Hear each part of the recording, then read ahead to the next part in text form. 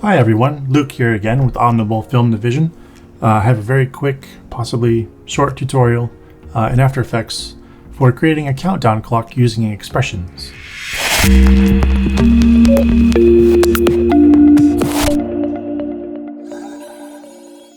So in After Effects there is an expressions variable called time, which is simple enough.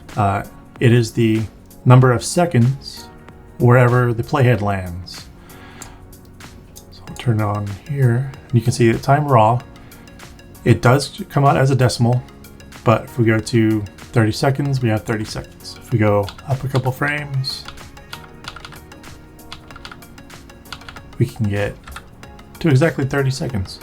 This is a great variable for randomizing things like noise, a million other effects, and it's used all the time.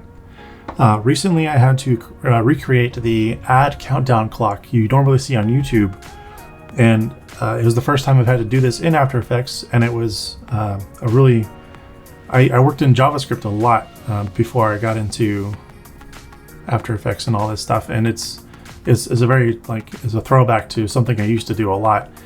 Creating interfaces, you create clocks a lot, and you need to figure out really quick and easy ways to get the time from the computer, convert it to a human readable thing, and then output it back. So in After Effects, it's really easy. It's super easy. In Expressions, it's based on JavaScript. If you know JavaScript, you're in luck. If not, this may be a little simple introduction. And sky's the limit, really. So for the time raw here, I have it so it can display that it comes out as a decimal. What we want to do is we want to use math.floor, the function, which you also find in JavaScript. This eliminates all the floating decimal places. So anything after the decimal point just gets removed. It doesn't round it up or down.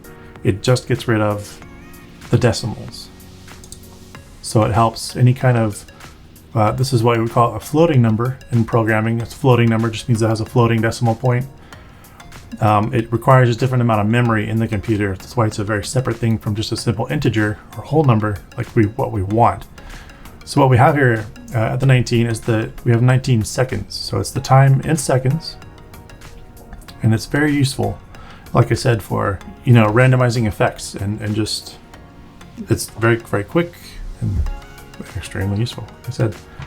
So what I've done in the code here is I put time inside the function for math.floor, and that does its thing. So we have our seconds and whole numbers that we want. What we'd have though is it's just the total number of seconds. So we need a way to extract the number of minutes and then the seconds, so to make it a human readable number. And the easiest way to do minutes, which might seem obvious to a lot of people, is to divide the total number of seconds by 60. And that's what we do right here. We take the whole number, create a variable called new t, or I do, and that's the time at this frame, in whole number form. Then we want to divide that by 60. We also want to put that inside the math.floor function, because any division will almost ultimately result in a decimal point number. But yeah, that's how we get the minutes. So we have start before minute 1. You can see it's at zeros. It goes to 1, 2, and 3. And what I've done for a lot of display purposes, you want to have a leading 0, which is just the 0, in front of the number that's less than 10. And that's all this if statement does, is that if the minutes is less than 10, we want to add a string value of 0 to the minutes number. In other programming languages, you have different types of variables that you can't mix and match. You can't mix a string of text with a number or an array or anything like that. But in JavaScript, it's extremely forgiving, and it will force whatever variable you're working with into the format that you tell it to go in a simple equation, such as adding a string to a number. So if the minutes is, say, 3, it will add the 0 in front of it and it'll turn the entire thing into a text string. And then we just have it, min, so it just displays the minutes. For the seconds, what we have to do is use an operator called modulus. Modulus is the percent symbol. What modulus does is it returns the remainder of a division operation. So new t divided by 60, the remainder is the number of seconds. So, and that's how we get the seconds. So as we scroll through the timeline, we can see the seconds going up. As soon as it gets to 60, it'll go back to 0.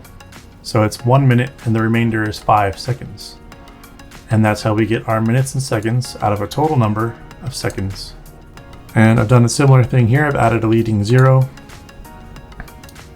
so that if the seconds are less than 10, you'll have a 0 in front of it. And this comes in handy when you have a user interface display and you don't want the numbers jumping around.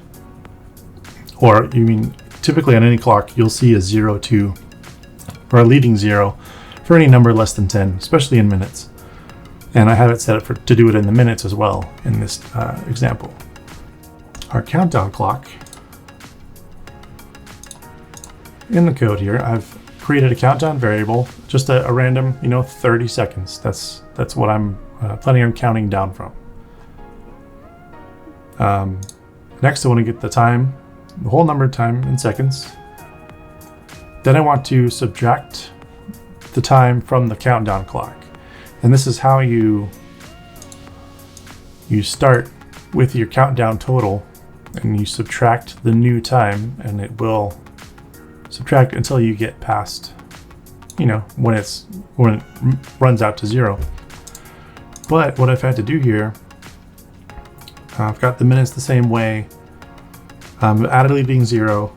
I've added another condition here to where if the minutes is less than 0 or less than or equal to 0, it just spits out the string 0, 0. So you don't have a negative number showing up.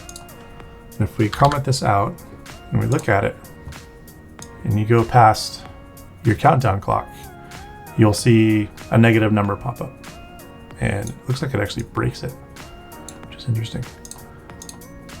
So if we let this condition back in, it will just stop at 0. And I haven't tried this yet. If we go to 130 seconds, yeah. So we'll count down 2 minutes, 10 seconds, and it goes. So that's pretty much that. Do the same thing for seconds. If it's less than 0, we just make it a string of double zeros. And then at the end, you want to set up how your numbers are going to be displayed in your text layer. And you'll get used to it, and if you play around, you can add a space in the string to make the numbers farther apart. We want them closer together if you want to use something other than a colon.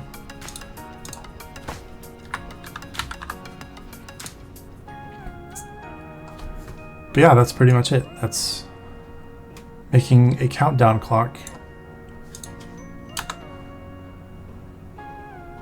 in After Effects. Hopefully some random person will search for this and find it, and it'll help them out.